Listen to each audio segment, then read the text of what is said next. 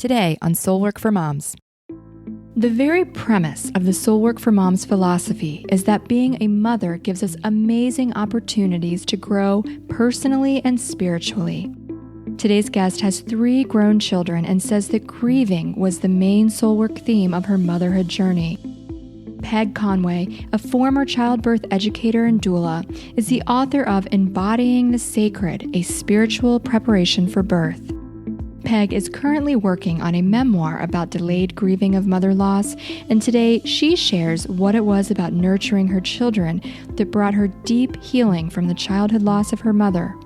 You'll also hear about the anxiety she experienced in motherhood as a result of her erupting grief, how Pam moved from the Catholic Church to a more universal spirituality, and what it was about death and dying that inspired her to write a book about childbirth and spirituality. Hear the interview with Peg right after this. I'm Michelle Duncan-Wilson, and this is the Soul Work for Moms podcast, where I interview women about their journeys through motherhood and what they've learned about themselves along the way. I used to really struggle with my role as a mother, so I know what it's like to feel overwhelmed and unsure of what to do. If you want to grow both personally and spiritually through your journey of motherhood, this is the place for you. Welcome to Soul Work for Moms.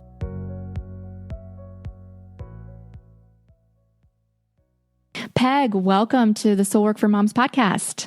Thank you. I'm glad to be here. Yeah, I'm so glad to have you. And you have joined us today to talk about what you say was the main soul work theme of your motherhood journey, which is grieving. And before we jump into that, just take a minute to tell us a little about you and your husband and your now grown children. Okay. Well, my husband's name is Joe, and we've been married for just 25 years. We have 3 children who are nearly all the way grown. The oldest is Michael, and he's 24. He lives in Chicago and is getting ready to enter law school in the fall. And then our daughter, Kieran, is a senior at Wittenberg University. She's 22, and she's going to graduate in about 10 days. And then in August, she will enter the Jesuit Volunteer Corps for a year of service.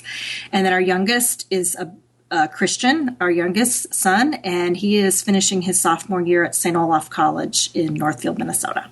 Awesome. Wow. So you're really kind of on the other end of motherhood where even though we're never done mothering, you certainly have successfully launched 3 beautiful souls out into the world. Yes, largely they are launched. They're in, some of them are in residence in the summer or other parts of the year. But they are largely on their own, which Awesome. Is exciting. Yeah. So you are currently writing a memoir, which, first of all, congratulations. And it's all around, you say, the delayed grieving of mother loss. So when did you lose your mother? I was 7 years old when my mother died, and she was 37. I am one of 4 children in my original group, and I was the third. I have a brother who's 7 years older, sister a few years older, and then a brother 2 years younger. And my mother had breast cancer. She had been ill for about 2 years. And of course, this was in 1970. The treatments were many fewer than they are now. Yeah. And when you were 7, and then you lost your mom, what was the impact of that at the time? What do you remember about that? Well, it was even though obviously she had been ill for some time and I knew she was ill, I had never been told or it didn't compute. I couldn't take it in. I did not know that she had an illness that was terminal or could be terminal. And so it came out of the blue one November morning. My dad came in and told us that we had an angel in the family. And of course I knew immediately what he meant, but it was like a shock. And it was, I don't have a lot of clear memories of that time, but I remember distinctly it was this odd idea that how do you not have a mother? How do you grow up without a mother? It just felt so surprising and shocking, and I felt very lost. I would say that is how I felt. Sure, yeah. And so you said your dad was there, and so your dad raised you as a single dad then? Yes, my dad, and then my older brother he was sort of like our assistant parent. Dad and Mike were kind of the heads of the household, even though my brother was only in high school. They both came in and kissed us goodnight and helped, took care of us a lot. And I also had my grandparents and a couple of aunts in particular, one in particular, and a mom up the street who we carpooled with to school, and she would take us. We went to the library together with her children, every few weeks to exchange our books. And when it was time to buy school supplies, she took us. And my grandparents kept us on the weekends a lot, and my aunt took care of buying our clothes, that sort of thing. Yeah, and so I'm sure that just felt normal, right? Or did it? It became a new normal. I mean, certainly, I would say, kind of from the perspective now, at the time it was a new normal, but it was like this back and forth. It felt normal, but odd.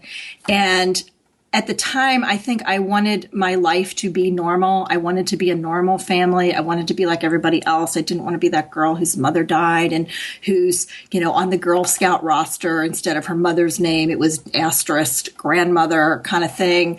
And so I think I invested a lot of energy in trying to make things as normal as possible or feel as normal as possible. Sure. Yeah. I would say my childhood was very stable in many ways. I admire my father. He was not a person who was well suited to having to provide such hands-on care to children. That had not been the pattern of our life prior to my mother's death.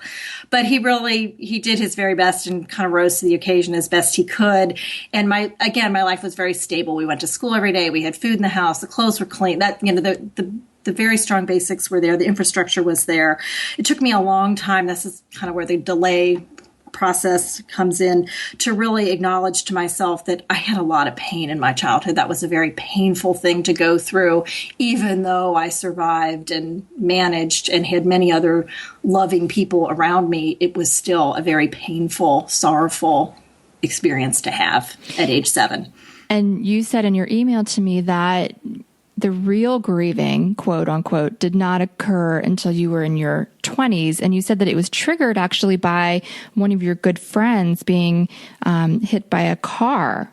That's right. In June of 1989, I was living in a house with my very dear friend, and I was leaving on a trip that day, and she needed to take her car to the repair, to be repaired.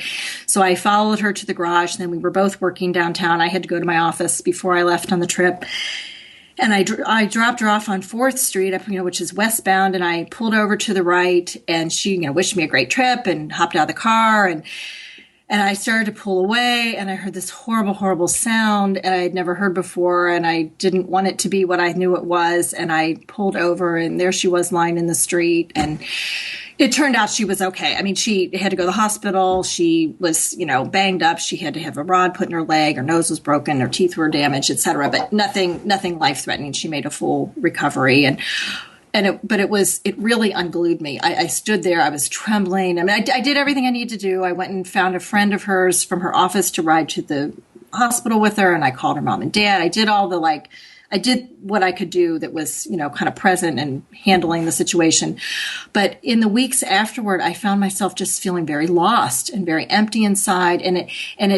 I always have this sort of, I think it's this yin and yang of myself, the sort of rational part and the sort of emotional part that are in dialogue with each other. And the rational part kind of observed, this seems out of proportion. Bitsy is really okay. You are more undone than she is. What's going on? And it was a kind of familiar feeling too.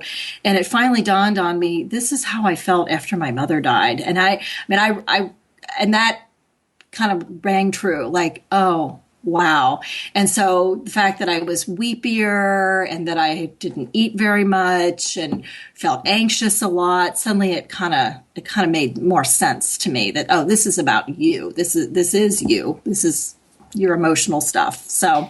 And did you ever seek professional help for going through the grieving process? I did. At that time in my 20s, I did go to therapy and kind of talk about I don't even remember what we talked about, but kind of delving into that a little bit. And I remember the therapist she really was trying to get me to say how painful my childhood was. And I just wasn't ready to do that. And she said to me, Peg, you seem to kind of coach your emotions. You kind of package them so in a way that maybe makes it less difficult, or you're always trying to say, well, I was really okay, and I just couldn't go any further at that point in time. But I still that rings through my brain every now and again. Oh, am I coaching my emotions here? What's really the truth? Okay, so coaching emotions, let's kind of dive into that just a little bit. So give me an example so that we're all on the same page of what is coaching your emotions. Well, it's sort of rationalizing what happens. Like, I'm not coming up with a good example, but just in a general sense of talking about my mother died, but I had my grandma. Okay. Rather than saying, I had my siblings, we were close, or just to say my mother died and it was very painful. That's a broad brush example. Okay, got it. And then you said that after the car accident, the grieving was even more deepened through marriage, birth, and mothering. So why do you think that there was such a delayed grieving? I think I just couldn't take it in.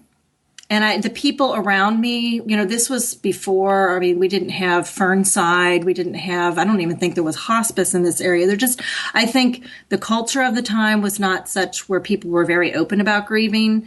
And certainly in my family, we were not a group that was very open about emotions. My dad was not someone who could even name his own emotions. He was a person for whom anger was, kind of like his default. And it was, in retrospect, it's I think I might have even understood as a younger person, this is a sign of distress. He's really sad, or he's hurting in some way, and he's yelling. And I have tendencies that way sometimes too.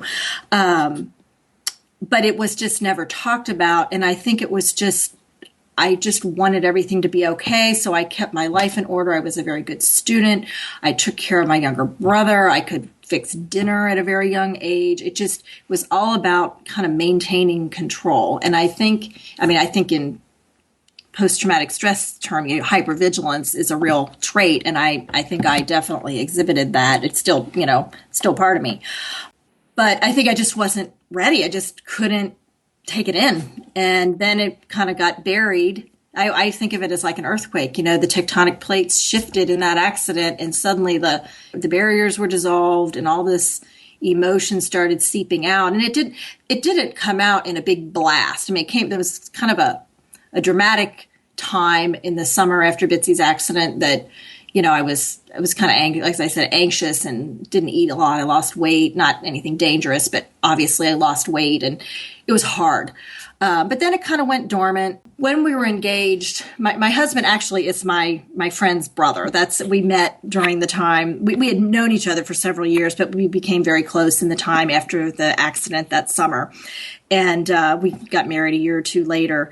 And he's a very sensitive soul. And he seemed to have this connection to my mother. He would ask questions about her, and I guess I was talking about her a bit more. And out of the blue, around the anniversary of her death, I wanted to go to the cemetery, and I never remembered going to her grave before, and I don't even know. I may have been there, but I didn't remember.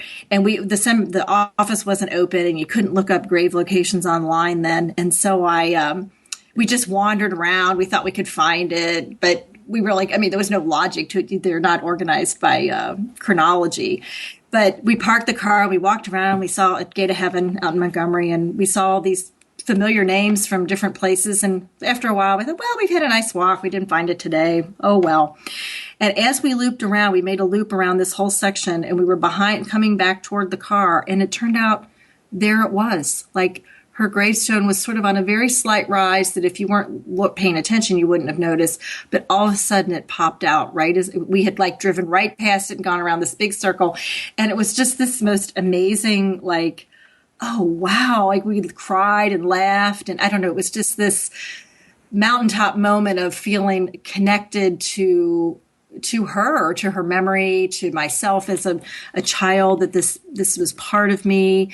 So that was really a consoling experience. But of course, pregnancy and birth are very triggering experiences in many ways. It's such a profound life experience. And I don't know. I think I was guided by some intuition, and I chose to be cared for by midwives who were then at University Hospital, and they were very instrumental for me. I would say that the maternal kind of personalized, attentive, listening. Again, anxiety, I think, is probably the mark of my erupting grief. As a pregnant woman, I was very anxious about everything, like many women are. But it was always a fear of loss. Like, what if I die? What if the baby dies? Oh no, the baby's not moving. Let's call the midwife. Or and my mother actually had a difficult childbearing history of her own. After my oldest brother, her first child was born, she lost 2 children mid-pregnancy. And my sister eventually was born prematurely and actually is blind from being in an incubator and receiving too much oxygen. And so they determined that my mother had an incompetent cervix. And so when she was pregnant with me, her cervix was sewed closed, and same with my brother. She had, planned cesareans for our births. And so I was very aware of that. Like, what if that happens to my cervix? What if I lose my baby? And they listened, and they were very attentive, and they didn't, dismiss my concerns, but they didn't feed them either. They would give me information, or they would say, and one midwife in particular, of whom I remain very fond, would say, well, what are you really concerned about? What's really concerning for you here? What's driving this? And then I would, then we'd pause and reflect on it. And it just was really very nurturing. And I believe that was I believe that changed the direction of my life. I think if I had received impersonal, unhelpful care in my childbearing, I would have been less empowered as a mother and less able to intuit things. I think they helped me grow in my ability to listen to myself and know, like, this is right for my children, or this is right for me. And I'm having these anxious feelings, but I can move past them. I can make a choice based on love or not fear. Wow. Okay. So you weren't even anticipating, it sounds like, all of this stuff to come up before it did. Did you know that you wanted to be a mother? I think I always wanted to be a mother, but I didn't necessarily assume it would happen. Like, I was very aware that, you can't order up a husband and family. Life goes in directions it goes. I should have mentioned, just talking about my family of origin, 4 years after my mother died, my dad remarried. And then they had another child a year later. And so I have a younger, technically he's a half brother, but we were very close, actually, Mark. And so I was an adolescent teenager when he was a baby, and I was very involved in his care. And that I recall very fond. I mean, in some ways it was too much. I had a lot of responsibility around the house. It was probably too much, but I was so capable. But I really did adore taking care of him. It was like this, wow, this is a whole new thing I've never known about before. And he was a really sweet baby and really a fun toddler. And I think I just had a good, we just clicked together. And so I knew that it could be a very rewarding thing, but I didn't presume that it was going to happen for me. I hoped it would very much. And in fact, a lot of my friends were getting married around the time that Bitsy had her accident, and I was not seeing anyone and had no relationships on the horizon. And I was starting to feel like, I don't know if I want to do this job I'm in, this consulting firm. It's kind of a lot of work, and maybe I want to join the Peace Corps or do something. I was really like thinking, what do I want out of my life? Whether I have children or not, I'm going to enjoy my life. And then, 6 months later, I'm practically engaged and get married, and everything goes in the direction I always hoped for. So you just never know. The show is not over yet, but I wanted to remind you that in just a few episodes, we'll be wrapping up season 1 with episode 20. It's an interview with the fabulous artist and mother, Kelly Ray Roberts, and I'll be back with season 2 in the fall. If you'd like to get some free bonus material over the summer, make sure you're following along on Facebook, Instagram, or Twitter. And I also wanted to make sure that you know that there are free soul worksheets available for every episode on soulworkformoms.com. Each and every soul worksheet has that week's action step from the episode listed at the top, along with 5 journaling questions inspired by the show. So by the end of season 1, you could have 20 free soul worksheets to work through over the summer. So if that sounds like something you'd like to do, be sure to check that out on soulworkformoms.com. Now let's get back to the show. So did you at any point have specific worries when you, let's say, became pregnant for the first time? How will being a mother be affected by me losing my mother at such a young age? Yes, I would say that was kind of a latent fear. I felt very empowered too. Like I had these spells of anxiety, but at the same time, I felt very powerful. Like this is really exciting. My body is healthy. I can do this. I knew a number of women at my church who had birthed and were mothering in a way that I really admired. And so I felt like I want to be like them. I kind of looked outward like I want to be like them. And I worked hard to do that. Now, there definitely, like in the postpartum period after my first baby, I recollect there are definitely times when I was a young mother where I wished for my mother. I just knew that if I just wished I had my own mother. There's no substitute for that. Like, my daughter was hospitalized when she was a few weeks old. She had turned out to be a bladder infection, and she had to have all these tests and stay overnight and have IV. And we had the toddler at home, and my husband was working in a very demanding job. And I just felt very, very alone. And I mean, I had other family I could call on. I had my stepmother, but I wished for my mother. And I think my mother was close to her mother. Like my grandma was around a lot when I was a child before my mother died even. And I felt like, I know that if my mother were here, we would have that. And there's just no substitute for your own mother, even though other people can provide key, mentoring and presence and support. It's always a substitute. It's never really the real thing. So would you say that was a theme for while you were raising your children, or was that more of a subtle thought going on? I would call it more of a subtle recurring thought. I think the hypervigilance, and I think as a mother, I wanted things to be perfect for my children. I wanted to be always there. I mean, like I wanted to be home with them full time. And as an at-home mother, I was very, very present. We certainly used social babysitters, and it wasn't like I never went out, but I was very, very particular about who took care of my kids. I wanted it to be someone they would feel safe with. It was all about making my children feel safe and loved and secure and having a consistent, secure life. Because the shadow of loss was always the potential. What if I died? What if I got cancer? What if I lost them? Was always echoing in the background. And what about now? Now that they're grown, how does that loss show up for you? It still shows up in the similar ways, but it's more subtle. And actually, I think what moved me to begin writing about it in more detail is when they started leaving home. When my oldest left for college, it was one of the hardest things I ever went through. I mean, I just could not imagine not seeing him every day, not knowing how his day went, not knowing what he ate for lunch, or not, just all those little details of being a mother, to not have him around. And it was this big buildup his whole senior year. I was kind of like anticipating it, and then actually leaving him at college and driving home. And then I felt like, wow, I really did that. But really, that was just the tip of the iceberg, because, all the subsequent gradual departures, when he decided to stay in Chicago. And then before that, our daughter left for college. And it's been for about the past 5 or 6 years, this gradual unraveling of this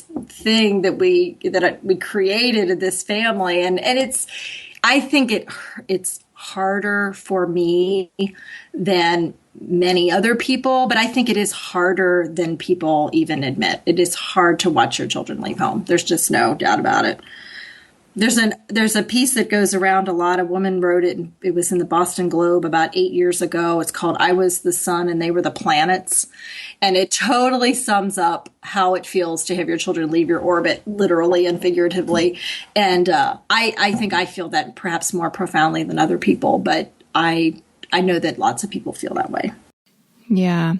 And you said that nurturing your children really had a big effect on the healing the childhood loss of your mother. Talk to me about that.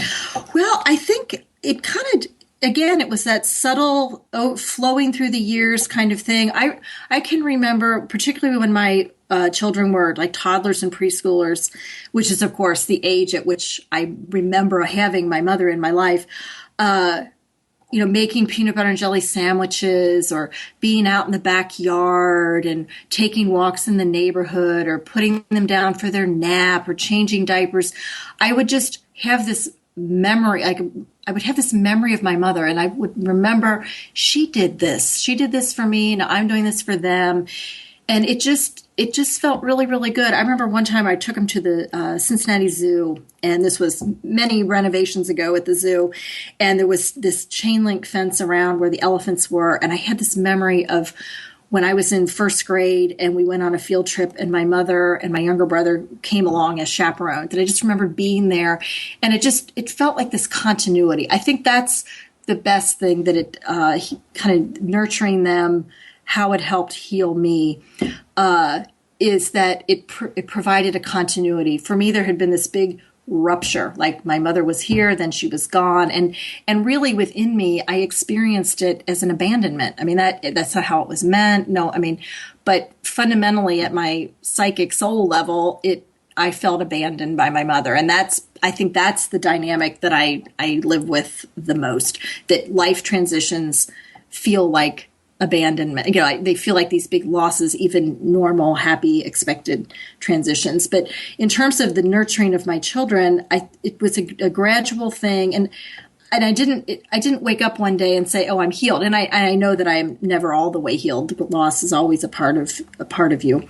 But I remember all of a sudden one day, I don't know, about 10 years ago, I realized, I don't get as upset about things as I used to. I'm more mellow than I used to be, and I used to get kind of agitated about things, and I don't do that quite as much. And I'm able to let other people in more easily. I would say two things that I observed about myself in terms of how grief manifested was, first of all, I was very, I use the word hypervigilant. I was very self-sufficient. Like I needed to do things for myself, for my children.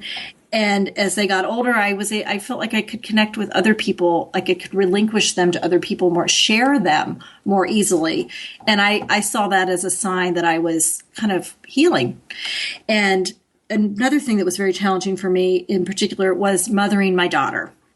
I think with boys, I think it reminded me of, my dad, my brother. I don't know. I just had more ease with male children. It came more naturally to me. And having a daughter, I think I felt more that's where I felt like I don't know if I know how to do this. This internal inadequacy and compounded, my daughter and I had a lot of, I think, personality conflicts that we would have had regardless of my loss in my life. She's pretty strong-minded, and so am I. And sometimes I would think, oh, my God, is this how I was as a little girl? We would argue over what she was going to wear. And I remember that was a time I really wished for my mother, too. I wished I could call her on the phone and say, guess what Kieran just said? I remember when I did that.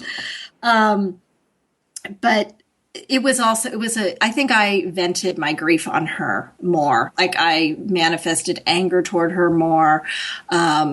But I also, differently than in my own childhood, for some reason, and I think this is perhaps coming out of having positive birth experiences, I am more open with my children than adults were when I was growing up. Like, I told her I'm sorry, and I would apologize, and we would talk. And really, today, she is one of my dearest friends. I mean, we're very close.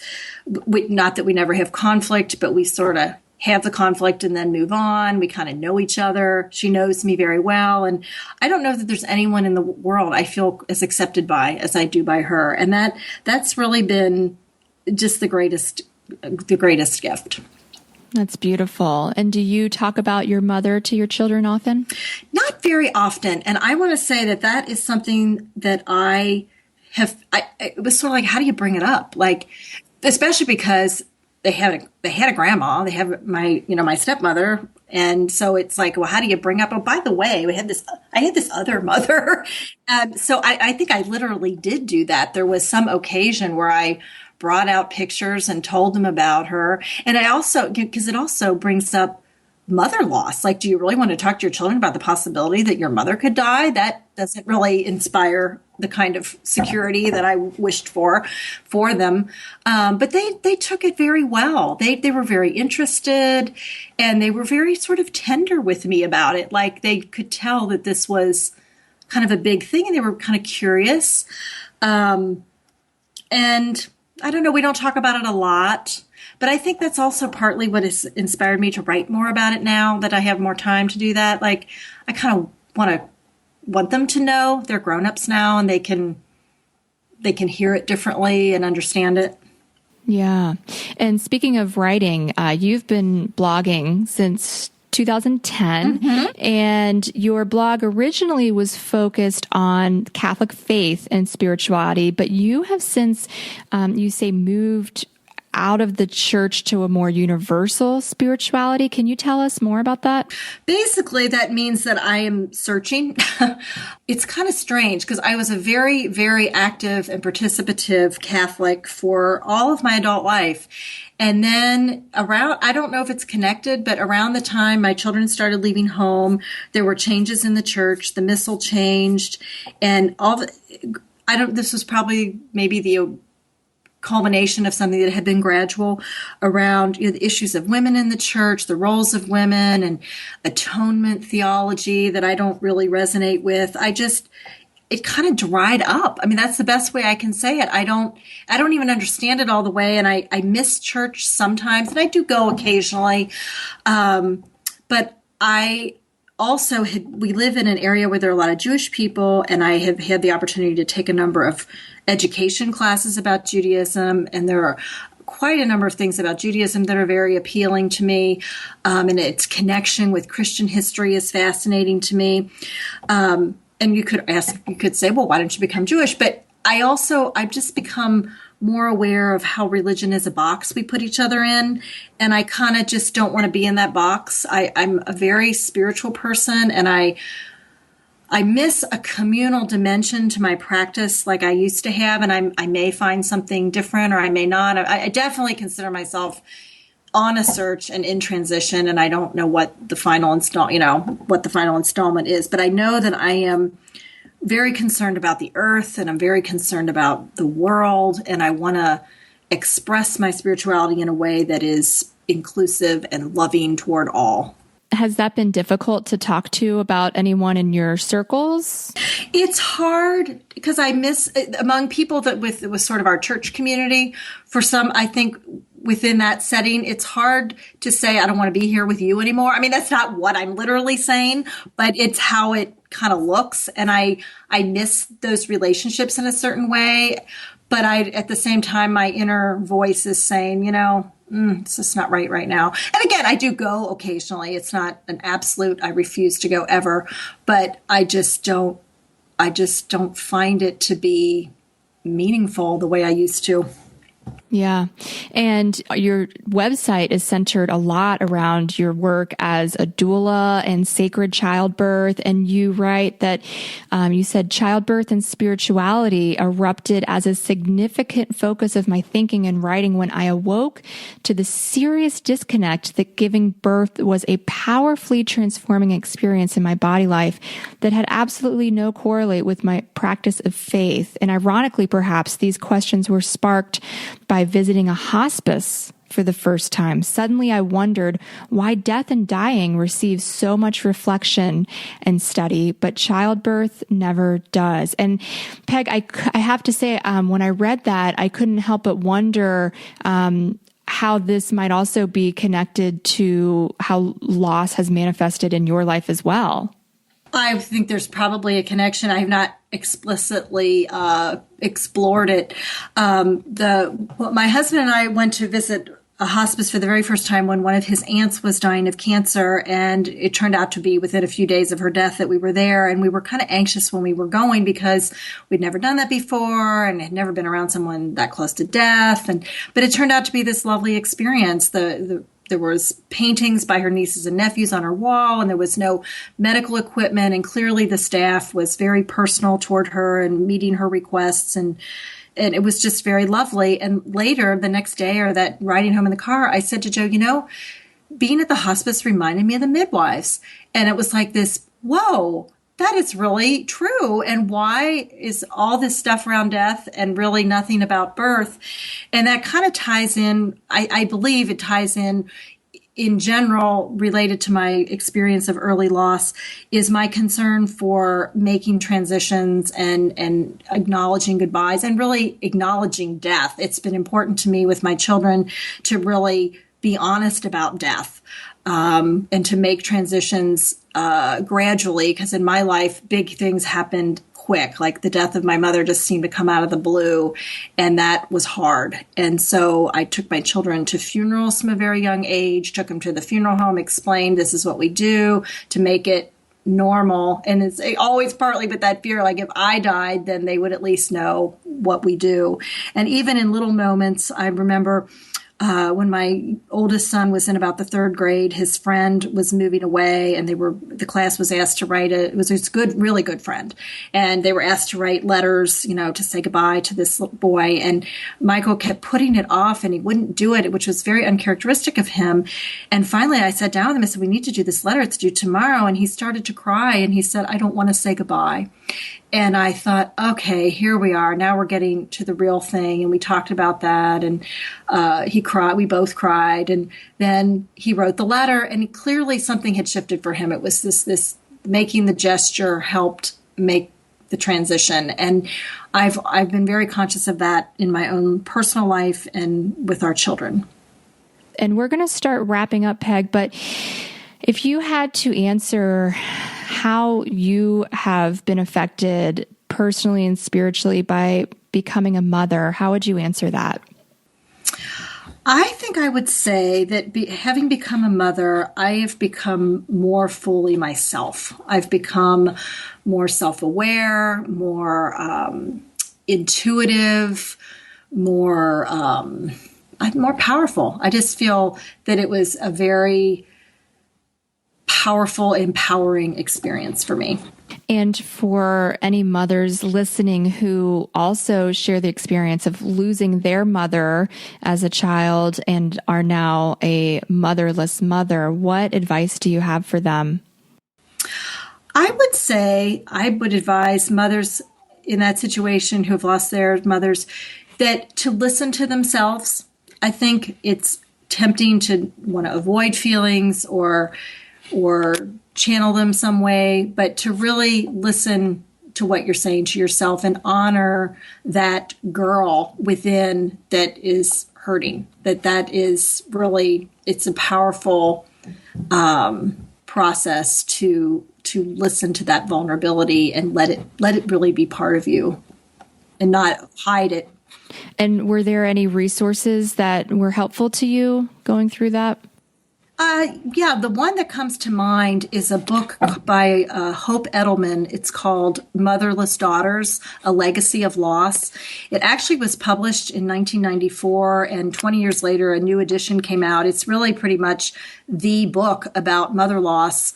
This woman is probably in her 40s or early 50s now. She lost her mother when she was 17 and went in search of resources and could find nothing on her specific loss. And so she embarked on a research project, did a lot of interviews and research. And it really helped me at a time when I was really in the throes of grieving to understand that I was not alone, that a lot of women have these experiences and it does impact them for the rest of their life. They never stop missing their mother and they are always, it's always part of them. Cool. All right. So we've got just a couple questions left, and they are the way that we end every show. And I would love to hear, what do you hope that your children remember from their childhood? I hope they remember being at home together and just hanging out, playing in the yard or playing board games or imaginary play, just that sense of home as a place where they began. Beautiful. And last question for you, Peg. What is the one thing that you want all mothers to know? I would say that you're not alone and that the community of mothers is a very helpful and strengthening way to live, to be in relationship with other mothers. Definitely. Well, Peg, thank you so much for sharing your journey of grieving and the sacredness of life with us today. I think you've provided some incredible insight and value to a lot of mothers listening. So thanks so much for sharing your story. Well, thank you for having me. It's been really enjoyable.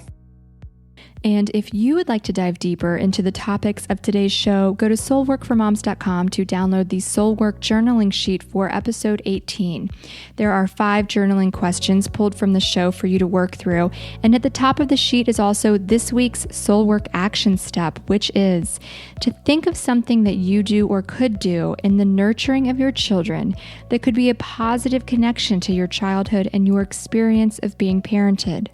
Peg mentioned making sandwiches for her children and taking them on walks. You can search through your past and see if there are any times of being comforted or cared for in a way that brings you happiness that you can now provide for your children. This connection can be incredibly healing and heartwarming. I also want to let you know that Peg has a free 8-page self-guided mini retreat offering called Bring Forth Your Birth Story on her website. Links to that, as well as her book Embodying the Sacred, A Spiritual Preparation for Birth, and the books and articles she mentioned in the interview, can all be found in the show notes at soulworkformoms.com. So many thanks to Peg for sharing her story today. And next week in episode 19, you'll be hearing from a single mother who decided to fulfill a lifelong dream of travel. Martha Neesett left the security of her job and home to spend 5 months in Nicaragua with her son. It's a great story, and if you've got the travel bug, you are going to want to listen. And I'll end today by reminding you that you matter, Mama. Your fulfillment, your dreams, and your happiness is so important, not only for yourself and your children, but for the world. When you heal your wounds through soul work, you truly change the world, and that is evolution through mothering. Thanks for listening, and I'll see you next week.